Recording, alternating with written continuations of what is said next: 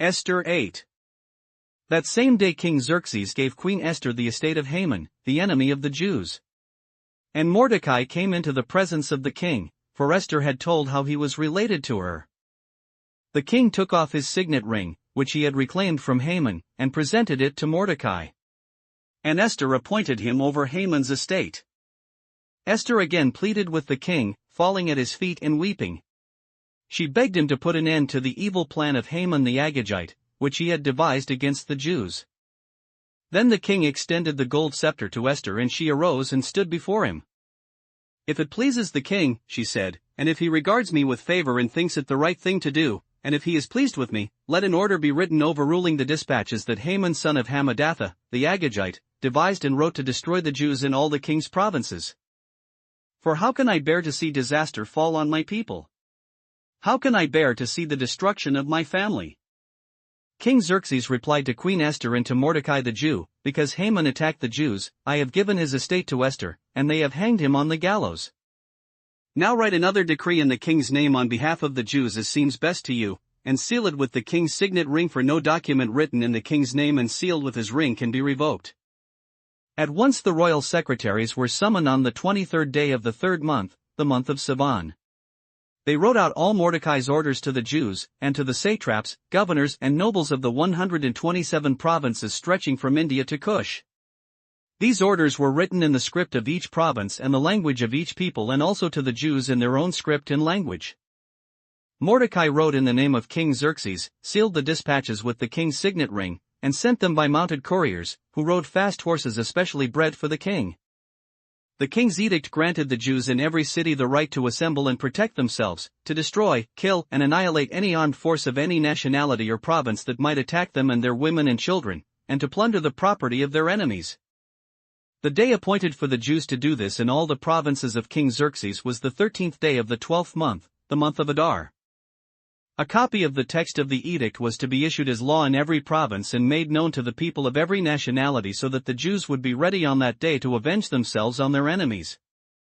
The couriers, riding the royal horses, raced out, spurred on by the king's command. And the edict was also issued in the citadel of Susa. Mordecai left the king's presence wearing royal garments of blue and white, a large crown of gold and a purple robe of fine linen. And the city of Susa held a joyous celebration. For the Jews it was a time of happiness and joy, gladness and honor.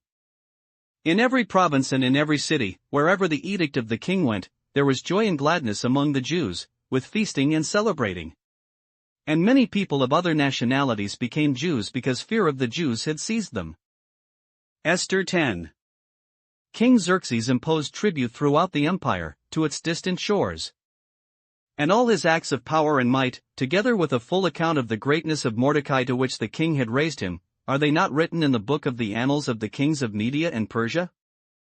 Mordecai the Jew was second in rank to King Xerxes, preeminent among the Jews, and held in high esteem by his many fellow Jews, because he worked for the good of his people and spoke up for the welfare of all the Jews. John 18. When he had finished praying, Jesus left with his disciples and crossed the Kidron Valley. On the other side there was an olive grove, and he and his disciples went into it.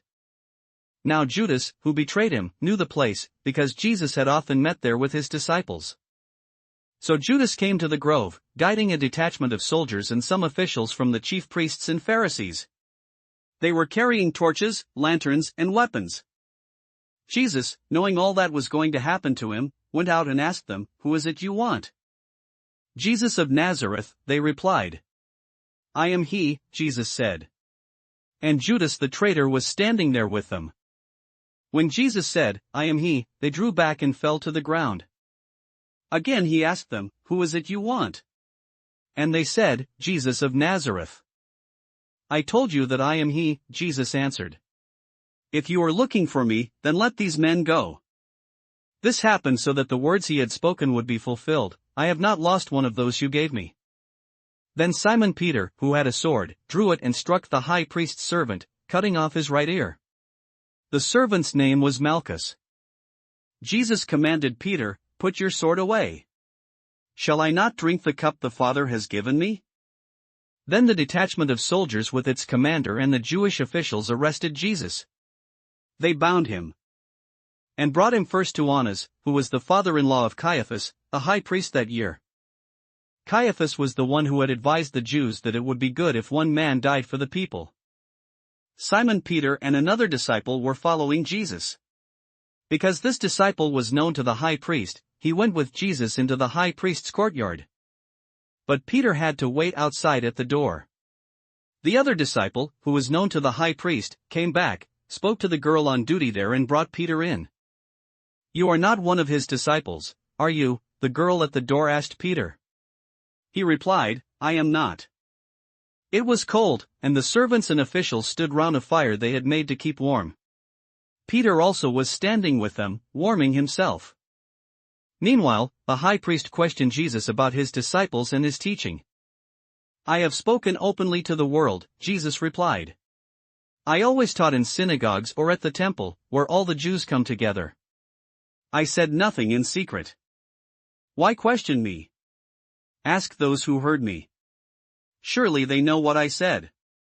When Jesus said this, one of the officials nearby struck him in the face. "Is this the way you answer the high priest?" he demanded. "If I said something wrong," Jesus replied, "testify as to what is wrong. But if I spoke the truth, why did you strike me?" Then Annas sent him, still bound, to Caiaphas the high priest. As Simon Peter stood warming himself, he was asked, "You are not one of his disciples, are you?" He denied it, saying, "I am not." One of the high priest's servants, a relative of the man whose ear Peter had cut off, challenged him, "Didn't I see you with him in the olive grove?" Again Peter denied it, and at that moment a cock began to crow. Then the Jews led Jesus from Caiaphas to the palace of the Roman governor. By now it was early morning, and to avoid ceremonial uncleanness the Jews did not enter the palace. They wanted to be able to eat the Passover. So Pilate came out to them and asked, "What charges are you bringing against this man?" "If he were not a criminal," they replied, "we would not have handed him over to you."